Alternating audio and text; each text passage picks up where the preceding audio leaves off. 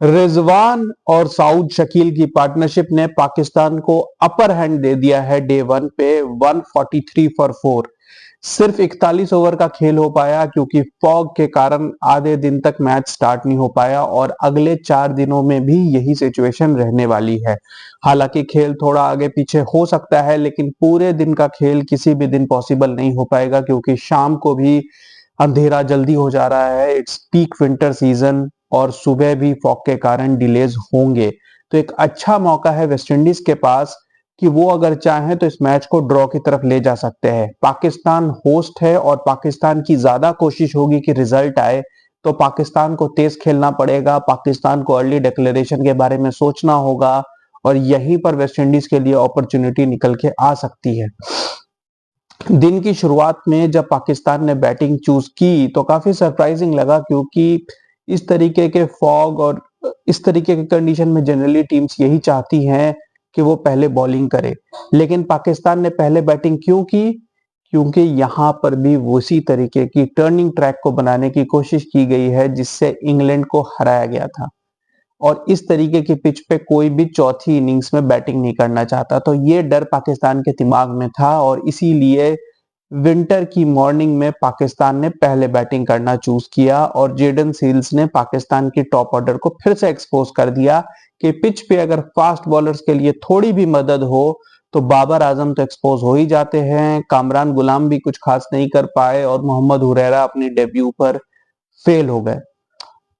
Shan Masood spinners के खिलाफ काफी बार स्ट्रगल करते हैं और अर्ली इन द इनिंग्स अगर स्पिनर लगा दिया जाए तो शान मसूद के लिए बहुत मुश्किल हो जाती है और गुडाकेश मोती ने ये चीज एक्सपोज की। 46 फॉर 4 और पाकिस्तान को ऐसा लग रहा था कि भाई गलती कर दी हमने पहले बैटिंग करके, लेकिन रिजवान और साउद शकील ने जबरदस्त पार्टनरशिप की। इनफैक्ट उनकी बैटिंग काफी अच्छी थी, वो तेज बैटिंग कर रहे थे और इन दोनों ने 97 रन्स की पार्टनरशिप करके पाकिस्तान को पूरे तरीके से रेस्क्यू कर दिया। देखिए इस पिच पर 300 आई वुड से इस पार टोटल 300 बनने के बाद पाकिस्तान भी डिक्लेरेशन के बारे में सोचेगी, हो सकता है तेज बैटिंग करे। यहाँ पर 500-600 के लिए टाइम भी नहीं है और मेरे ख्याल से ये पिच भी वैसी नहीं है क्योंकि पहले ही दिन स्पिनर्स को काफी मदद मिल रही थी। देखिए यहाँ का चौथे और पांचवें दिन का ट्रैक आइडियली दूसरे तीसरे दिन के ट्रैक के जैसा ही होगा क्योंकि तीसरे दिन तक मुश्किल से आप 150 ओवर तक फेंक पाएंगे, which is not even 2 full days of cricket. तो पिच इतनी ज्यादा खराब नहीं होगी यहाँ पर। तो वेस्टइंडीज अगर अपनी बैटिंग में थोड़ी एफर्ट डाले तो यहाँ पर वो पाकिस्तान को फंसा सकती है या एटलीस्ट अगर एक ड्रॉ रिजल्ट भी निकाल लेती है तो दूसरे टेस्ट में पाकिस्तान के ऊपर ज्यादा प्रेशर होगा और वहां पर वेस्टइंडीज पकड़ सकती है।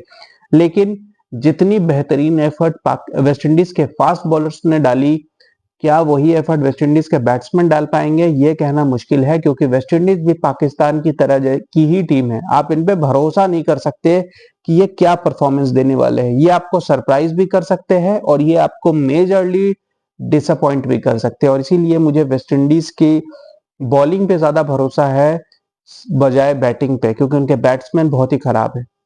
लेकिन यहां पर भी अगर आप देखेंगे तो जेडन सील्स एक फास्ट बॉलर जो वेस्ट इंडीज ने खिलाया था उन्होंने ही सारा इंपैक्ट डाला। वेस्ट इंडीज के स्पिनर्स बहुत ही ज्यादा स्लो बॉलिंग कर रहे थे, वो सिर्फ फ्लाइट दे रहे थे। मेरे ख्याल से यहाँ पर अगर वो थोड़ा सा और रिप के साथ बॉलिंग करते तो ज्यादा टर्न मिलती, ज्यादा बाउंस मिलता और शायद वो पकड़ सकते थे इनको।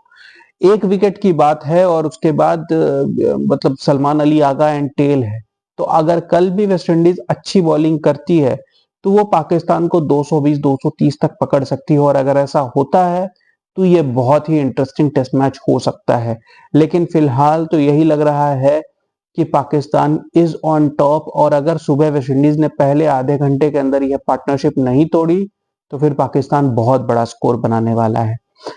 इंडिविजुअल बैट्समैन की बात करूं तो बाबर आजम को एक नया नंबर दिया गया है, नंबर 3, और मेरे ख्याल से बाबर आजम जहां पर भी थोड़ी सीमिंग कंडीशंस है वहां कंफर्टेबल नहीं है। साउथ अफ्रीका में उन्होंने 3 हाफ सेंचुरीज बनाई थी लेकिन अगर आपको याद हो तो दूसरे टेस्ट मैच में जो पिच यूज हुई थी वो एक जबरदस्त बैटिंग पिच थी जहां पे साउथ अफ्रीका के ओपनर ने डबल सेंचुरी बनाई थी, मार्को यानसन ने भी कुछ 50-60 रन बनाए थे, साउथ अफ्रीका ने 600 रन बनाए थे। साउथ अफ्रीका एक ऐसी कंट्री है जहाँ के ग्राउंड्स बहुत छोटे हैं और वहाँ की पिच अगर फ्लैट हो तो बहुत ज्यादा रन्स बन सकते हैं वहां पर।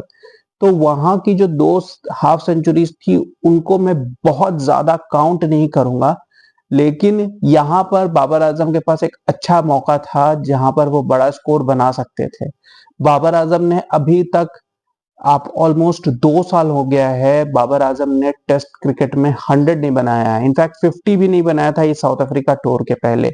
और इस सीरीज के बाद अगला टेस्ट मैच पाकिस्तान का सीधा अक्टूबर में है, मतलब 1 साल ऑलमोस्ट एक गैप आएगा। और फिर अगर बाबर आजम इस सीरीज में भी सेंचुरी नहीं करते तो उनकी टेस्ट क्रिकेट में 3 साल विदाउट सेंचुरी निकल जाएंगी। And these are the peak years of Babar Azam. अगर मैं एज वाइज बात करूं कि किसी भी प्लेयर की 34, 33, 34 तक पीक एज होती है, उसके बाद वो धीरे धीरे, आप देख ही रहे हो विराट कोहली की क्या हालत है, आप देख ही रहे हो कि स्टीव स्मिथ भी जिस एवरेज पे बैटिंग किया करते थे उनकी एवरेज भी कितनी नीचे गई है। तो बाबर आजम की एवरेज उस वक्त और नीचे जा सकती है, और इन पीक ईयर्स में बाबर आजम अगर स्कोर नहीं करेंगे तो मेरे ख्याल से गोइंग फॉरवर्ड उनके लिए चीजें बहुत मुश्किल होने वाली है। Keep watching guys, thank you.